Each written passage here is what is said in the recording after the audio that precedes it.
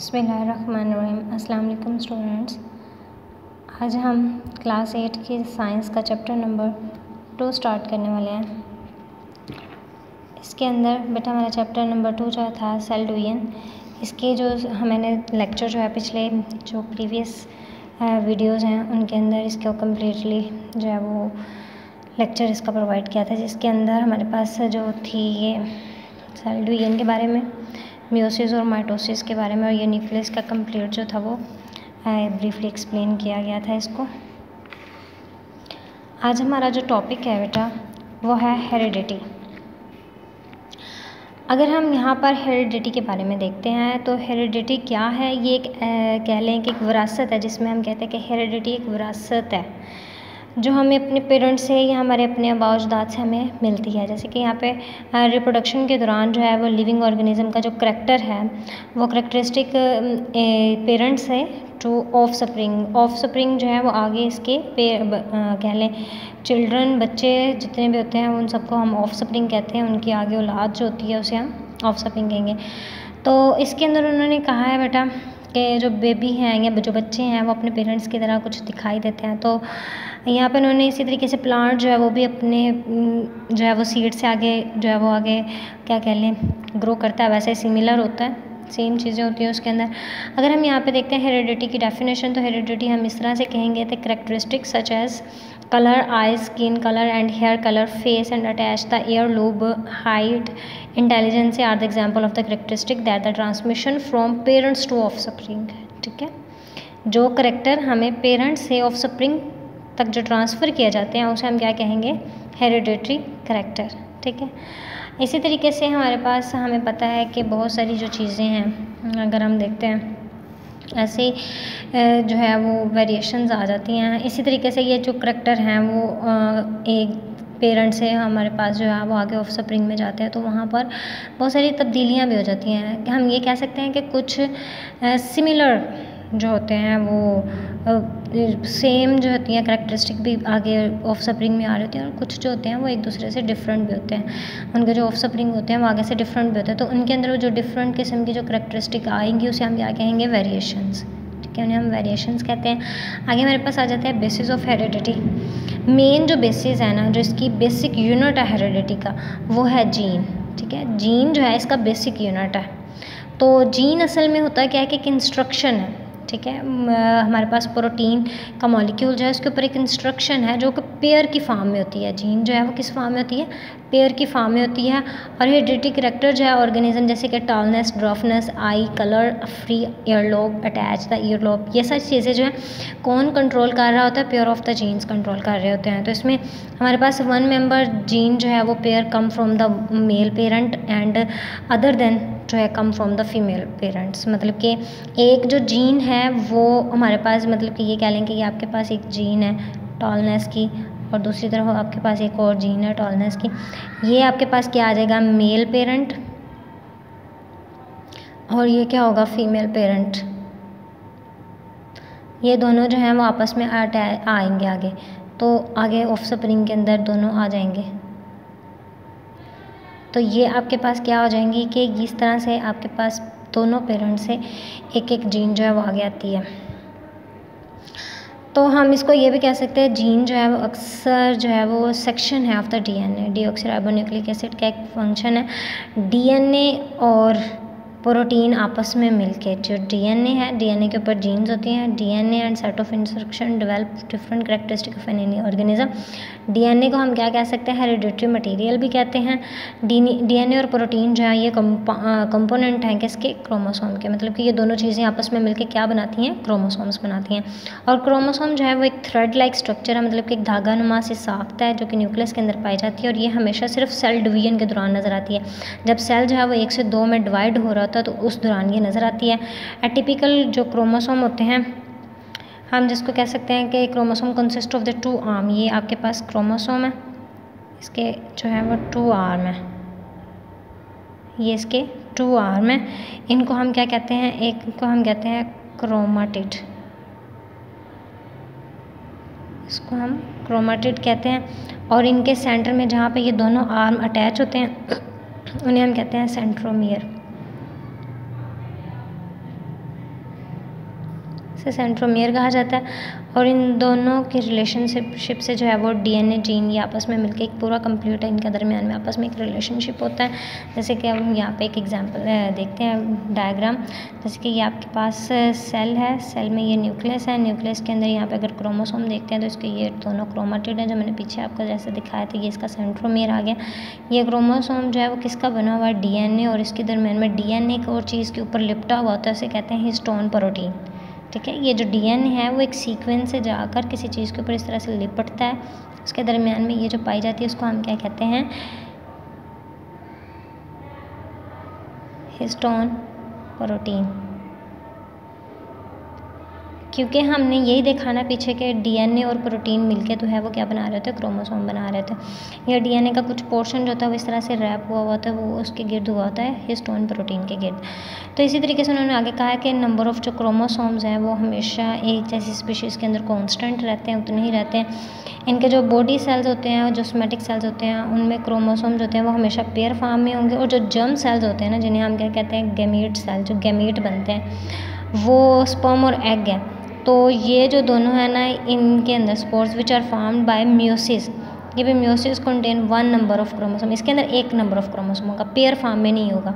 जैसे कि अगर मैन के अंदर देखते हैं तो एवरी बॉडी सेल्स होते हैं ना, जो सोमैटिक सेल हैं, बॉडी सेल जिन्हें कहते हैं, उनके अंदर तो 46 क्रोमोसोम ही होंगे। लेकिन जो आपके पास है ना स्पर्म और एग सेल, इनके अंदर पेयर फॉर्म में नहीं होंगे, इसमें क्रोमोसोम जो होंगे वो किस फॉर्म में होंगे, 23, मतलब कि इससे हाफ होंगे, 1 हाफ होंगे। इसी तरीके से यहाँ पे उन्होंने number of chromosomes different organism में बताए हैं। जैसे कि मैन के अंदर 46, मेस के अंदर जो है वो 20 है, मंकी में 48 और अनियन में 16, कैट में 30 और पी में जो है वो 14 होती है। और मैन के अंदर कितनी है, 46 क्रोमोसोम होंगे। इसी तरीके से यहाँ पर उन्होंने एक एग्जांपल दी हुई, यहाँ पे है ड्रोसोफिला मेलेंगोगास्टर है, ये फ्रूट फ्लाई है, जो आम मक्खी होती है इसको जो कहते हैं आम फ्लाई होती है। जैसे अडल्ट फीमेल है, ये अडल्ट मेल है। तो इनके दरमियान में नंबर ऑफ़ क्रोमोसोम कितने हैं, 1, 2, 3 एंड 4 पेयर ऑफ क्रोमोसोम है, मतलब कि 8 क्रोमोसोम है, लेकिन इनमें जो पेयर हैं वो 4 है। तो इसमें जो ये वाला पेयर है, इसका जो गैमीट पेयर है, ये दोनों में मेल और फीमेल में थोड़ा डिफरेंट है। इसमें अगर देखते हैं फीमेल में देखते हैं तो ये आई के शेप में है और ये आई और जे की शेप में है, तो इससे ये डिफरेंट हो जाता है कि ये मेल है। तो इसे हम ये भी देख सकते हैं कि इसके अंदर उन्होंने यहाँ पे पूछा है ना, what will be number of chromosome in the gamete of Drosophila. Gamete में अगर देखते हैं तो 1 पेयर ही है, दोनों में हमारे पास 4 हैं, आ जाते हैं। तो आगे हमारे पास वाटसन एंड क्रिक मॉडल है। ये बहुत important Watson and Crick model है, डीएनए का स्ट्रक्चर है, जिसमें डीएनए के प्रॉपर स्ट्रक्चर के बारे में बताया हुआ है। तो डीएनए जो है वो 1000 ऑफ स्मॉल यूनिट, मतलब कि न्यूक्लियोटाइड पर मुश्तमिल होता है। न्यूक्लियोटाइड जो होती है ना वो 3 चीज़ों पर मुश्तमिल होती हैं। एक तो हमारे पास नाइट्रोजनस बेसिस आ जाती हैं, 3 चीज़ें इसमें पाई जाती हैं न्यूक्लियोटाइड में 3 चीज़ें होंगी। एक तो नाइट्रोजनस बेसिस होंगी, नाइट्रोजनस बेसिस के अलावा इसके अंदर जो पाई जाती है वो राइबोज शुगर होती है, अब यहाँ पर उन्होंने नहीं बताई, उन्होंने सिर्फ यहाँ पे नाइट्रोजनस बेसिस के बारे में जिक्र किया। लेकिन न्यूक्लियोटाइड जो होता है ना वो 3 चीज़ों से मिलकर बनता है। एक तो हमारे पास यहाँ पे जो 3 चीज़ें आएंगी वो एक तो आएगी हमारे पास नाइट्रोजनस बेस है, जो कि क्या है, ये नाइट्रोजनस बेस है adenine, thymine, nucleotide.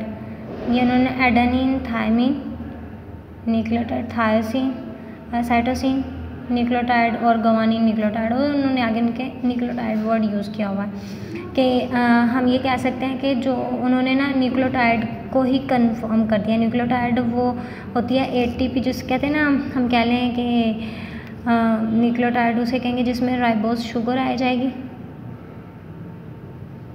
Ribose sugar.